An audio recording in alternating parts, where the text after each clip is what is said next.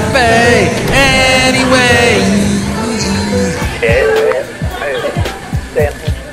So crazy.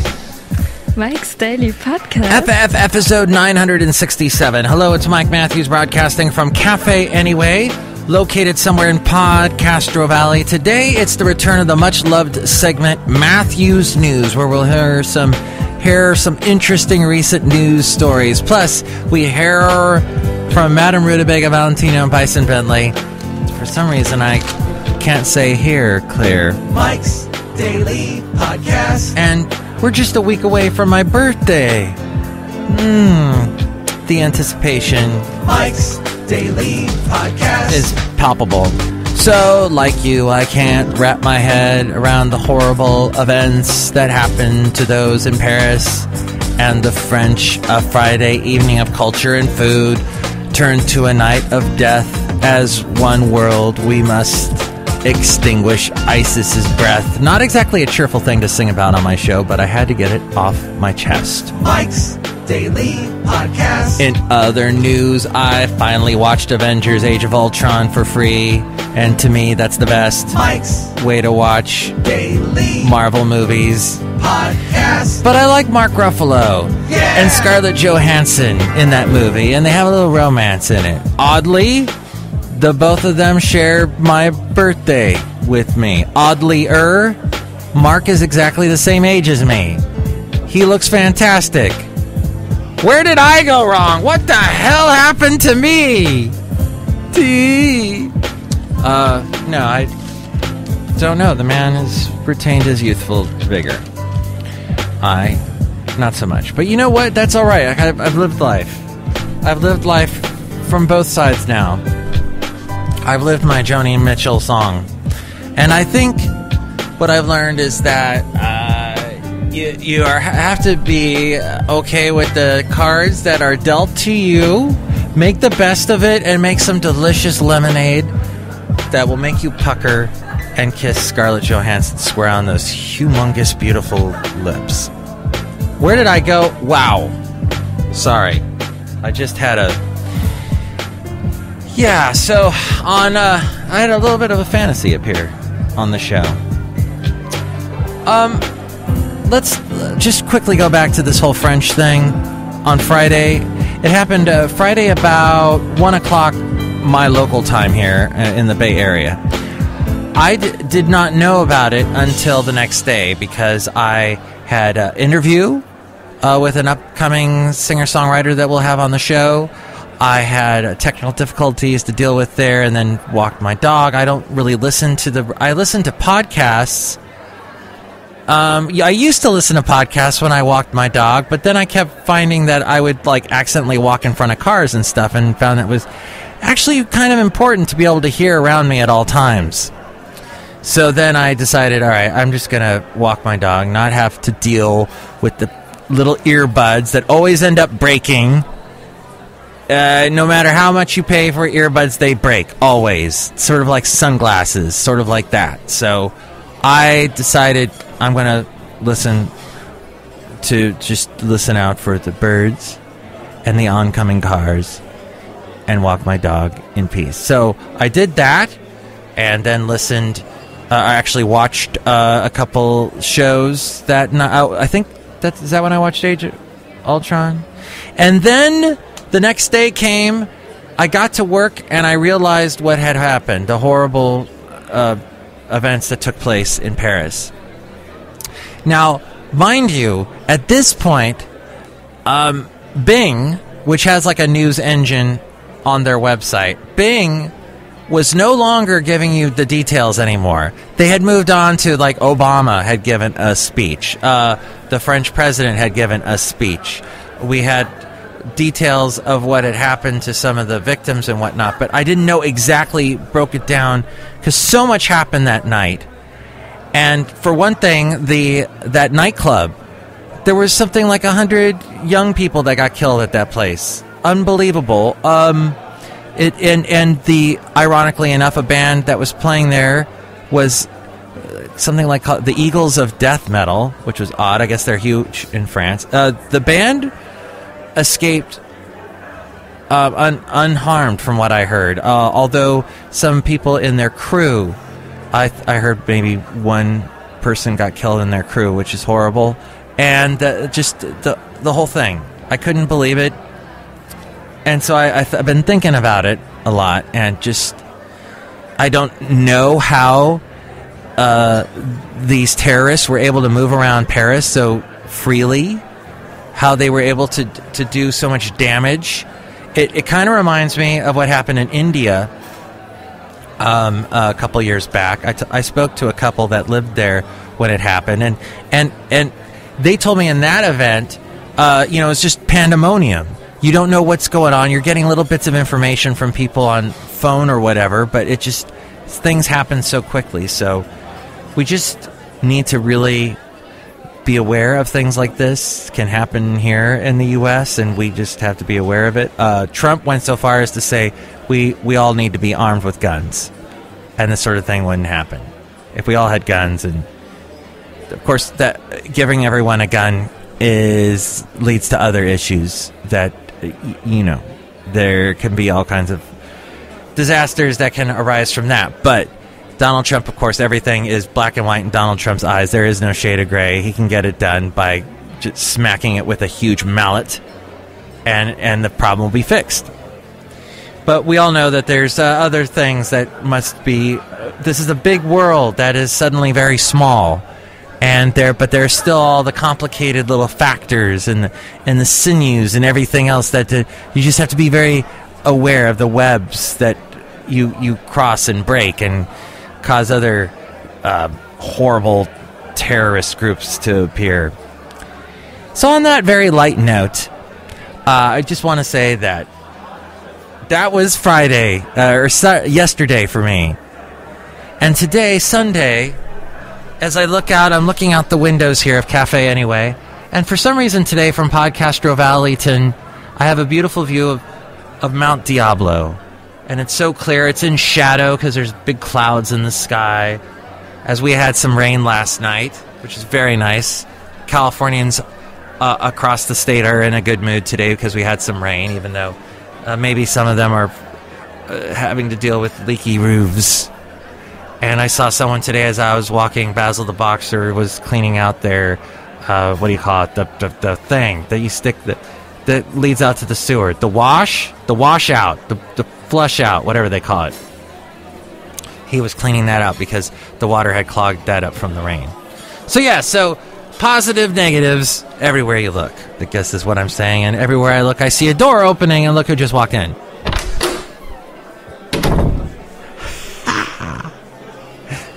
Go ahead. Talk. No, you don't want to talk? All right, she doesn't want to talk. Look who else just walked in. You guys don't want to talk either? Oh, come on, we have characters on this show. They have to talk. Hello, Michael Masters. This is Madame Rootabega. And yes, I can't believe it's your birthday next weekend, next Sunday. What do you want? I want to be Mark Ruffalo. I want to be Bruce Banner in Age of Ultron, where he's dating Scarlett Johansson. Michael Master, I cannot make that happen. Also, I can make all kinds of things happen because I am magical. Okay. Great. Look who else is... Oh, they're already here. Hey, guys. Hello there, Mike. This is Valentino. And this is Bison Bentley. Do you know that? Mike, for your birthday there, what we're going to bring you is a lot of wonderful lotion that you can put on your face to make yourself look younger there. Yeah, it's called Oil of Olay. Do you know that? Oh, yeah, my mom used to use that. Yeah, no. You know what? I'm not putting any crap on my face because that causes me to break out, and that defeats the whole purpose. It has to be... Brandy Carlisle sang it best. All of these lines upon my face tell the story of something. Hello, I'm calling from the outside. Wait, I'm mashing up with Adele, Brandy Carlisle, whatever. What other lovely female singers, songwriters you hear on the radio? As I look at the Travel Channel, some guy is pouring a bunch of cream and cheese into a pot and making an insane amount of macaroni and cheese. I've been watching this show for the past hour, watching all this macaroni and cheese being made. It's a bit distracting. It kind of makes me sad.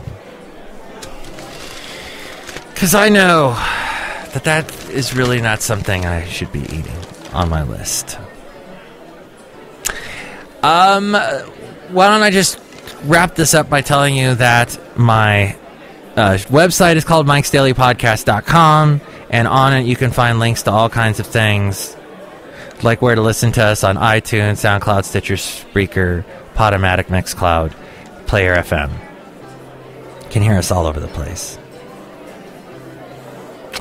And what else do we have there? Oh, yes, there's my pictures, podcast pictures, all my past interviews. And there's the Amazon link if you want to buy anything on Amazon. Yeah, why does pulled pork look so good on mac and cheese? That just looks, what a combination. There is also the, Amazon. If you're going to buy anything on Amazon, go through that link at MIKEs-DAILY-PODCAST.com. He probably listens to this show, but this guy I work with talked about himself for about an hour today, which is fine. I'm a listener. That's why people talk about themselves with me, as I am talking to you about myself and thoughts and things on this podcast. But it's a podcast. That's what people do. But in real life, people just unburden themselves to me. I'm one of those people because I'm a good listener. This guy told me about everything going on in his life today, and then ended by telling me that apparently he, how do I put this in the most delicate of terms, messed his pants last night. And then I said to him, I don't want to hear that, and he goes, fine, and he storms out.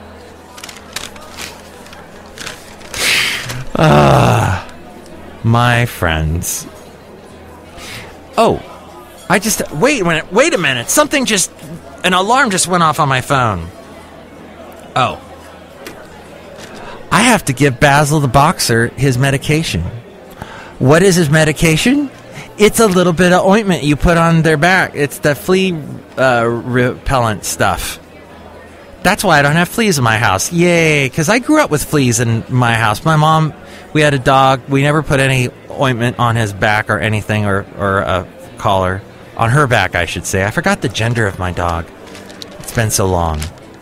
And that dog brought so many fleas into the house, it was horrible. Basil does not do that, thankfully. Oh, now we're on to fried chicken on the Travel Channel. Wonderful. And finally, if you'd like to donate to this show, there's the PayPal there at MIKEs-DAILY-PODCAST.com, and you can become an inglorious Mike's Daily Podcaster and get a special greeting from all the characters here at Cafe Anyway, the magical ones. The magic, like Madame Rootabega is magical.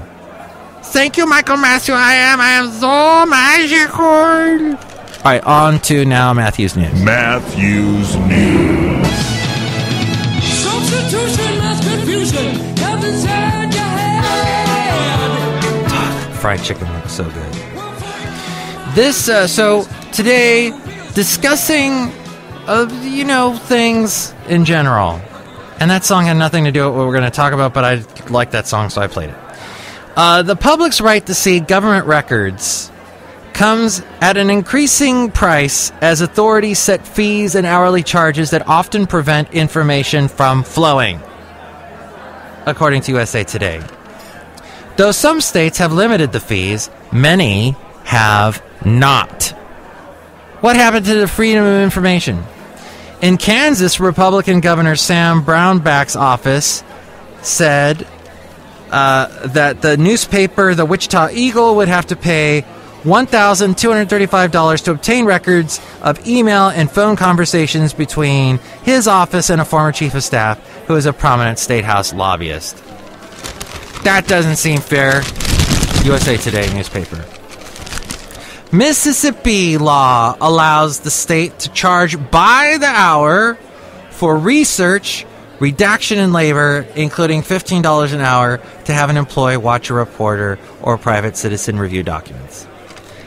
And the Associated Press dropped a records request after an Oregon State Police demanded $4,000 for 25 hours of staff time to prepare, review, and redact material.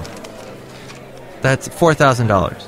Whether roadblocks are created by authorities to discourage those seeking information or simply a byproduct of bureaucracy and tighter budgets, greater costs to fulfill freedom of information requests can interfere with the public's right to know. Ooh, check this out. In Florida, the Broward County Sheriff's Office told Jason Parsley, executive editor of the South Florida Gay News, that it would cost almost $400,000 and take 4 years to provide every email for a 1-year period that contains certain derogatory words for gays. Wow. He says he has talked to computer experts who say a modern email system could handle that request easily. But he doesn't have the money or the time to take the matter to court. In Virginia, the AP would need to pay about $500 up front to get electronic copies of Democratic Governor Terry McAuliffe's daily calendar for nearly 10 months. In California, daily calendar entries for Governor Jerry Brown are routinely provided at no cost to the AP, and Jerry Brown's a Democrat. Iowa's Public Information Board ruled in December of last year that the State Department of Corrections could charge the Marshall Project, a nonprofit group that reports on the criminal justice system, $2,000 for access to federally mandated reports on sexual violence against inmates, because it would take an employee 108 hours at $15 per hour to... $15 per hour? I want to make that much. Raise the minimum wage. Some larger states charge nothing or nominal fee for access to such reports. Now, lawmakers in several states have proposed or passed laws seeking to address those fees. We shall see what ends up happening with all of this. I know I want to take me home. I know Alrighty, that's another song that has nothing to do with what we're talking about, but whatever. Let's keep this journalism theme going here with something called robot journalism. According to the Smithsonian.com, SmithsonianMag.com, every editor has dreamed of owning a robot journalist, a new sniffing, article-producing machine that doesn't skip out on deadlines, miss scoops, or tire of a story. Pointer's Benjamin Mullen reports that new software could put instantaneous story creation at their fingertips. The idea of robot journalism isn't new. The Associated Press has automated sports stories and earnings reports for years. The company that made the AP's work possible has released a free beta version of its software. It's called Wordsmith, and its parent company, Automated Insights, explains how it works in a release. They say the process is part writing in text, part writing logic, with data as the glue that ties everything together. Instead of writing a single story at a time, you create a story structure that can generate an unlimited number of articles.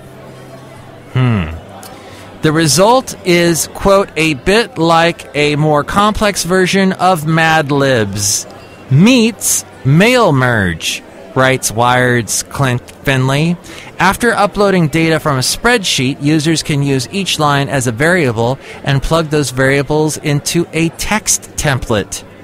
Those templates can create everything from reports to product descriptions, the boring, expensive stuff that can be time-consuming to produce. However, real journalists may have cause for worry about the rise of the machines. Though robots won't get stressed by breaking stories, looming deadlines, or flaky sources, they may put further financial stress on already underpaid writers, especially freelancers, whose jobs could be replaced by programs like Wordsmith. Without steady, well-paying opportunities for writers, it's worth wondering whether automated journalism will benefit both readers and employers. Though Automated Insights CEO Robbie Allen claims Wordsmith will start revolutionizing the way you write and benefit from content, the technology hasn't convinced many in the journalism world. David Leonard, an editor at the New York Times, says that he questions whether formulaic writing has a lot of value. That's somewhat ironic given the widespread use of the inverted pyramid formula by deadline-driven writers, where the pyramid, inverted pyramid with the important parts, and then as it gets further along in the article, you have less important stuff, and then you end up with the recap stuff towards the end, which is what I was having to do yesterday, trying to get caught up with the whole French disaster thing, because nobody was telling me exactly what happened, so I had to scroll down to the bottom of articles to see exactly what happened. Actually, I had to... Bing, useless. Completely useless, Bing. Oh my gosh. Yes, they give you points that may end up getting you a Chipotle burrito. No, actually, you can't pay for the burrito with what they give you with the points. You still have to pay a couple bucks. And then you have to wait at the line in Chipotle. Unless you, of course, order beforehand online. But then all the people look at you in the line and they're angry at you. Grimacing. Grimace, wait, that's a character from McDonald's. That's all I'm saying is I hate Chipotle. Chipotle, as I've mentioned before. But, and after I said that, they started giving everybody salmonella. So this is weird.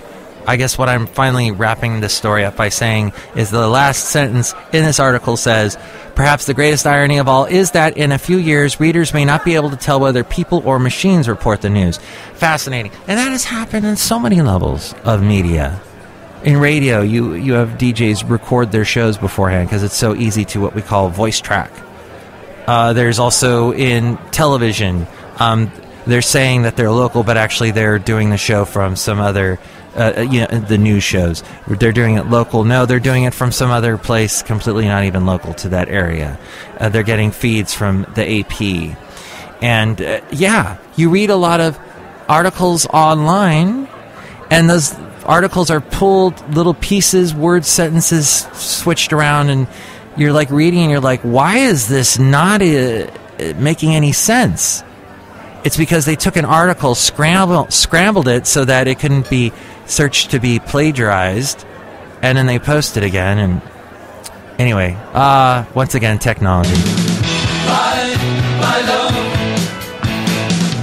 Bye, bye, love. Bye, bye, As we go outside a cafe anyway, we're bringing Mike's Daily Podcast somewhere in Podcaster Valley. Now, an up note, let's look at the podcast picture. And here's today's podcast picture. Basil the Boxer, who I mentioned a couple times on today's show, we were at a dog park today, and he met another brindle animal. Brindle being that striped color that dogs have, that kind of that dark brown, orangey kind of look, and with the black stripes in there, and that's what Basil has. And he met a pit bull with the same kind of stripes, really cute, a young little puppy pit bull, and they were playing at the dog park. See that picture now? It's so calm and wonderful and uplifting as compared to what we've been talking about on today's show. I'm trying to uplift it, I'm trying to bring this show to a happy conclusion. And can you help me do that, Madame Rootabega? Yes, Michael Matthew, I can by telling you about deep-fried cupcakes. Woo!